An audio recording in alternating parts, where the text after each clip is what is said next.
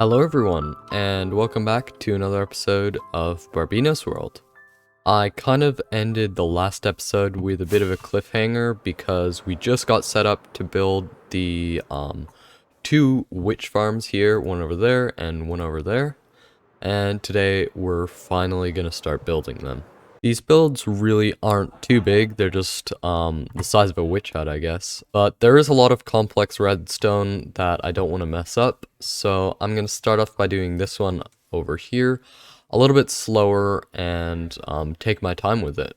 Since I've already set up all of the blocks I need to build the farms in these shulkers here, I should be good to get started right away. I think I'm going to start off by doing the spawning floors. So yeah, the first floor is going to need to be right below the witch hut on this level. There we go. I've put in the first spawning floor, and I also added the pistons at the sides that are going to be pushing the floor. So when these ones get powered, it goes over like that, and then this piston can push it back. Alright, I went and added in the first slice of the redstone already, actually. And it's pretty simple. Basically, there's just these trapdoors that hold the witches in place, and this tripwire which detects when one is standing there. And that will push down the observer, which triggers the pistons to glitch them through the blocks. So even the player can test it. And now we fall down. Now I've just got to copy over this exact same thing across this entire spawning floor. The entire first spawning floor is done, and at this point any witches that would spawn on this spawning floor could be able to get pushed off. So now we just need to build a similar thing 2 more times above this, and then there's just a little bit more redstone. Alright, that's 2 down, and only 1 more to go. There we go. I think we've gotten all the spawning floors and the shifting systems in, so everything should be working. Let's go up there to have a test. As you can see, all of these floors are shifting when I walk over the string. Alright, there's just 1 more circuit that we've got to put in here, and that's going to be for a backup system that automatically triggers the floor every few seconds on timer, just in case any mobs might get stuck in between blocks, because if you get stuck in between 2 blocks, you can't get pushed down by the shifting floors.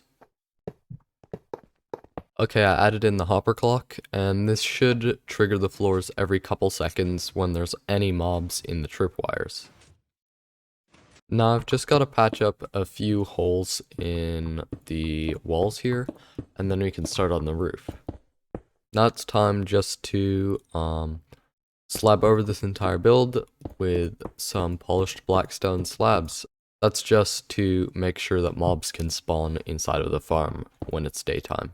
Alright, so the roof's going to be on like 2 different levels. The top part of it is going to be up there, and the rest of it's going to be down here. That just slightly increases the spawn rates because the roof is just at the level of the highest spawning floor, so that's the minimum level. And we're just going to connect it with stairs to preserve the light proofing. The roof is in, and now that this whole area is going to be dark, this is when all the buttons from spawn proofing in the last episode are going to be useful. So I'm going to need to basically just place buttons everywhere around here that it's dark, and I can't leave torches here because they'll be too close to the spawning floors. There we go. I'm all finished with the buttons, and the farm is almost done. All we have to do is the killing area. I've actually started this. I added in the water streams down there that push all of the witches into the drop chute, and all I have to do now is to put in the minecarts that are going to squish them. Alright, I think I've got exactly 24 in my inventory, so let's place them all down on this one block. Nice. Okay, I actually think we're all done here now. So I turned off the mob switch, and now we should be able to see it working. So we'll turn on the clock and fly up to the AFK spot. Alright, this is very nice. It's working incredibly well. As you can see, witches are spawning on the platforms and getting pushed down. And yeah, they're all falling into these minecarts down here and dying from entity cramming very fast. Now that we're done building this whole first witch farm, I think I'm pretty practiced at doing it now, and I should be able to do the next one pretty fast. So let's fly over there. I think I'm gonna bring that jump boost beacon. It was very useful. And I think I'll be able to build this entire witch farm in a time lapse. Let's go.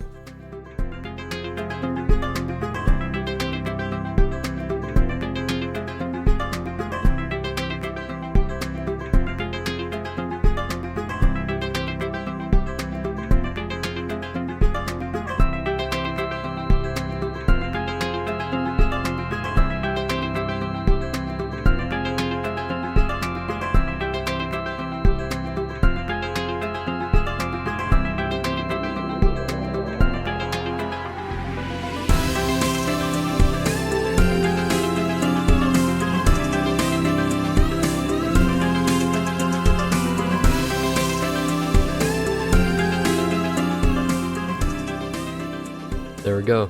I finished up with the second witch farm. I built this one exactly the same as the first one, except I slightly tweaked the roof shape to make it round.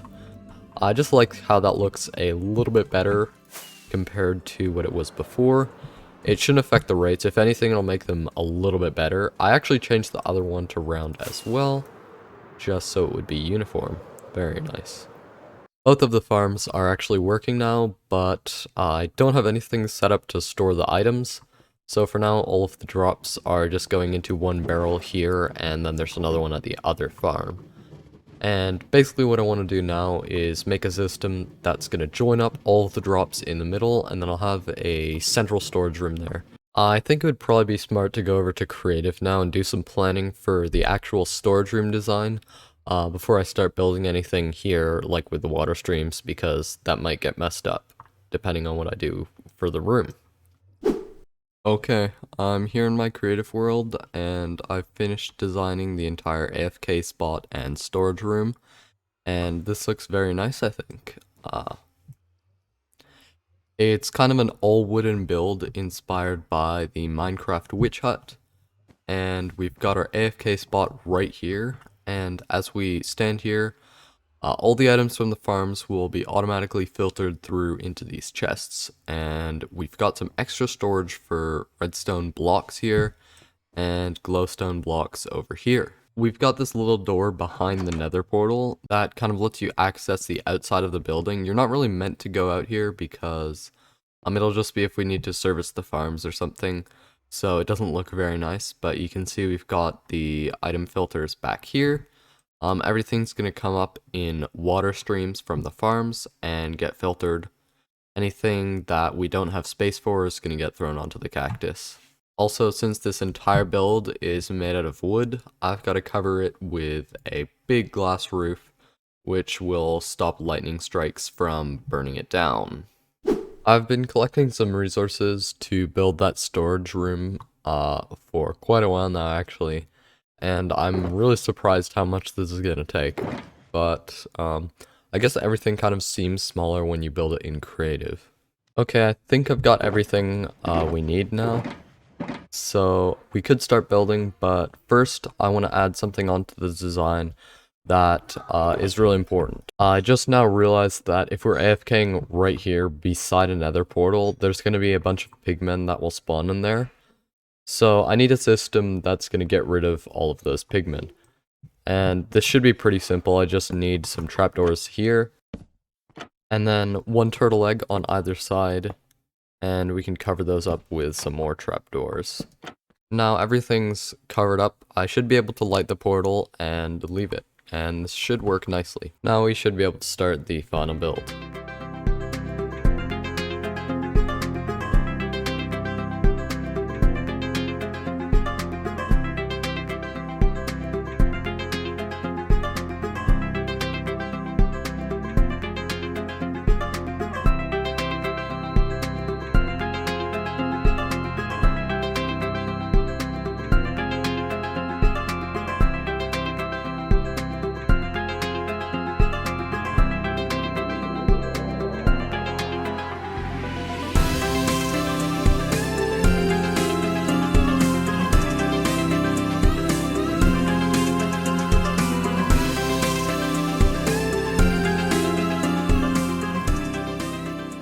Welcome back, everybody.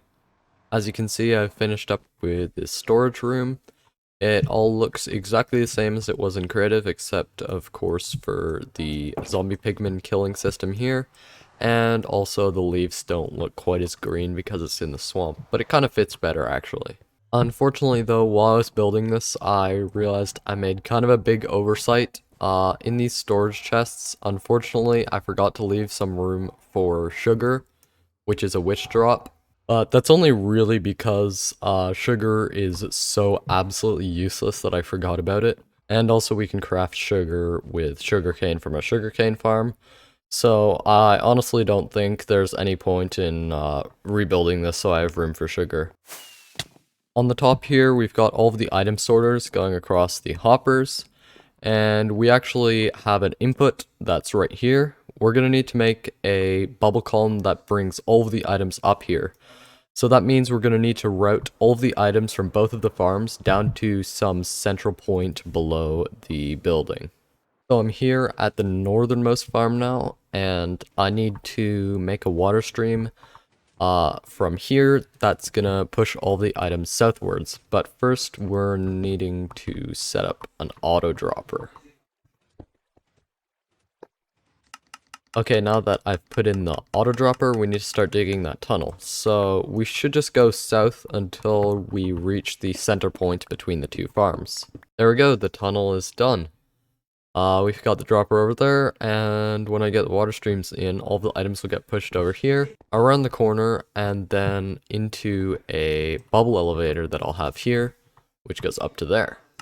Okay, we've got another auto dropper set up here at the South Witch Farm, and now we just need to dig another tunnel that goes into the middle. Alright, this tunnel is done, and I think we're pretty much good to start putting in those water streams now. I think I might just have to go back to my base and grab a few more supplies.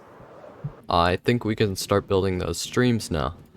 So basically, starting at this dropper here, we're going to put down some ice and break it to make some water. And when it stops flowing, we're going to place down some blue ice. I guess we could also use packed ice, and then a pressure plate. And that'll just extend the water flow. So any items that get pushed by the water across the pressure plate retain momentum because of the ice. I really like building water streams for some reason. They're just really cool sort of things that you can make.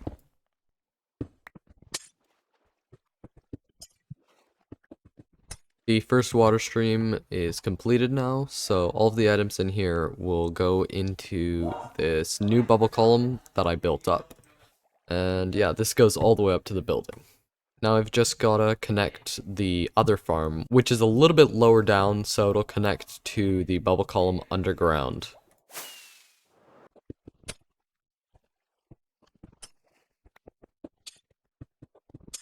And now we're done with this one too. You won't be able to see it from the surface, but this is going into the same bubble column that also goes up from our other farm. Okay, I actually think that's just about everything, so we should be able to turn off the mob switch now and give it a quick test. Alright, the farms should be up and running now, so let's see how it's going. First of all, we want to check the mob caps just to make sure we're not having any issues with that. Yeah, that looks good, we're only hitting 14 or so. Alright, let's look at this farm in free cam now. There should be some witches spawning. Yeah, there we go. Very nice, and they're all going down and dying in there. It looks like I have a misplaced block. Anyways, all of the drops are going in the water stream, so let's follow this. Okay, yeah, that's good. All of the drops seem to be getting sucked up by the hopper, and they shouldn't be going too fast, even if there's some pileup. The rates shouldn't be quite at hopper speed. I have now been testing these farms for quite a while now, maybe about 2 hours. And I haven't noticed any issues, so we can check on all of the loot that we have. So yeah, we've got about a full double chest of each item that we're farming, plus about 2 double chests for sticks, because witches drop a bit more sticks than other items. I spent a lot of time building these farms, but I'm definitely not disappointed because these farms are going to be quite a game changer. Especially when you compare this to my old farm. This produces probably more than 4 times as many items. Also, this AFK spot is going to make it super easy just to AFK here for a long time and then collect all of the loot afterwards. Speaking of which, now that we've got this whole extra storage system for the redstone, we can craft all of this up into blocks like this. I'm using the item scroller mod from Massa to do this. And now we'll just put all of our redstone blocks in the chest. And we can do the same for glowstone.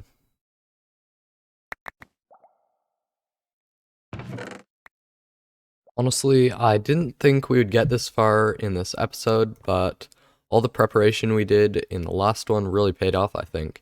So I think we're almost done with the witch farm project, but since we have some more time, I want to try to set up a bit better of a transport system to get to these witch farms.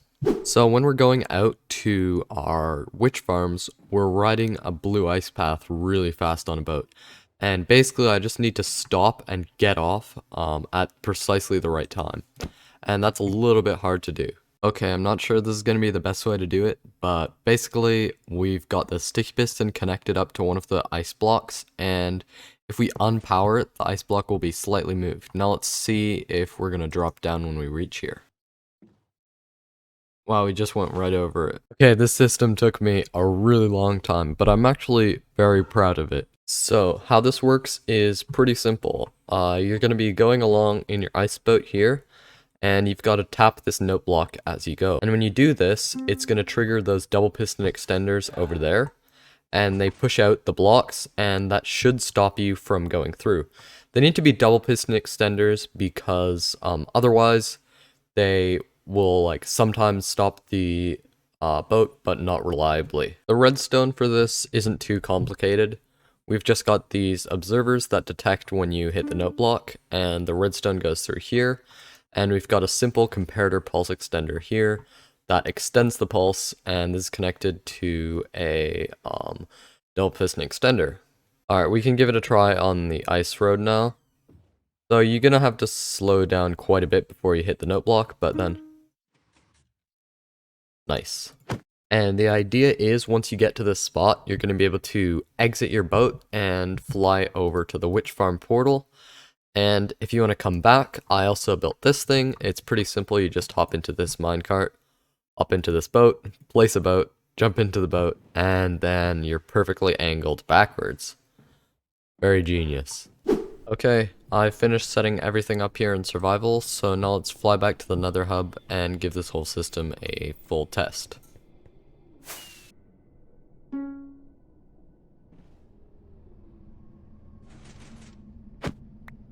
There we go. It takes a little bit of skill to slow down just the right amount without going too slow, but that works pretty well, and I do very much like this system. Oh yeah, and also if we want to turn around and go back, we can use the same ice road if we go like this. Nice. Okay everyone, I think I'm finally done with everything I wanted to do in today's episode. And also this has probably been quite a long one, so I should definitely wrap it up. So I guess thank you very much for watching, and goodbye. Barbeno's world, Barbeno's world.